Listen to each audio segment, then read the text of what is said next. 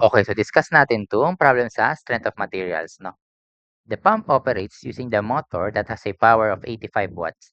If the impeller at B is turning at 150 revolutions per minute, determine the maximum shear stress developed in the 20 mm diameter transmission shaft at A. Okay, so re-recall natin yung formula, no? Ito yung power is equal to torque times angular velocity, no?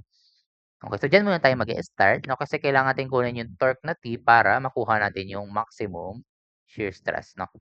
Okay, so paano natin makukuha yan? Simple. Yung power natin, naka-watts. Okay, Newton, lagay ko lang yung units ng watts, no? Newton meter over second is equal to torque times, itong 150 revolution per minute, i-convert natin yan sa, i-convert natin yan sa rad per second, no? Para ma-cancel natin yung seconds. Okay, dito ka na lang lagay.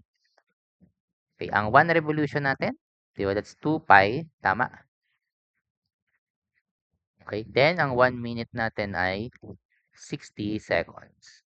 Ayan, cancel, cancel. Then itong seconds dito sa ano, left side, mga cancel doon. So matitira sa atin ay Newton meter, which is, ayan yung unit natin ng torque.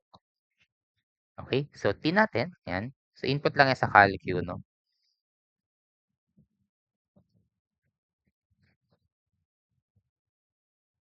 Ayan. And this is 85 is equal to unknown na x, that is 150 times 2 pi over 60. And shift solve natin, that is 5.4411. Yan, 5.411. 5.411 Newton times meter. Okay, ito na yung torque natin, no? Diyan makukuha natin yung maximum shear stress. No? Substitute lang. So we have 5.411 Newton. Gagawin kong mm, no? So para maging mm yan, times natin ng 1,000, no? Times yung rho, di ba kapag ka-circular shaft, tapos maximum shear stress yung hinahanap, yung radius lang yung ating P dito, no? So that is 20 over 2 times J, ang polar moment of inertia na circular ay pi over 32. Yan, pi over 32 times d raised to 4, no? Yan. Okay. So, di ba ito mm to, yung 20 over 2. Ito naman, naka-raised to 4, so that's mm raised to 4, no? So, notice, maka-cancel yung mm dito na dalawa.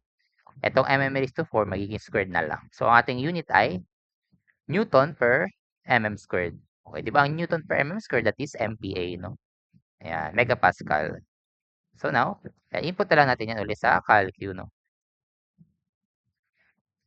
Yan. So ito, times na lang natin yan ng 1,000 times 20 over 2. Ayan. Then, divide natin siya ng pi over 32. Ayan. Times 20 raised to 4, no? Ayan. 3.445. Okay, yan na yung ating answer, no? 3.445 megapascal. Okay, so yan, no? Pinakita ko rin yung cancellation ng unit, no? Basta dapat consistent lang sa paggamit ng units and ma-cancel, no? Katulad dito, no? Convert mo lang into yung rev per minute into rad per second para ma-cancel yung second. Okay, so ganyan lang natin sinolve yung problem na to, no? So, thank you for listening.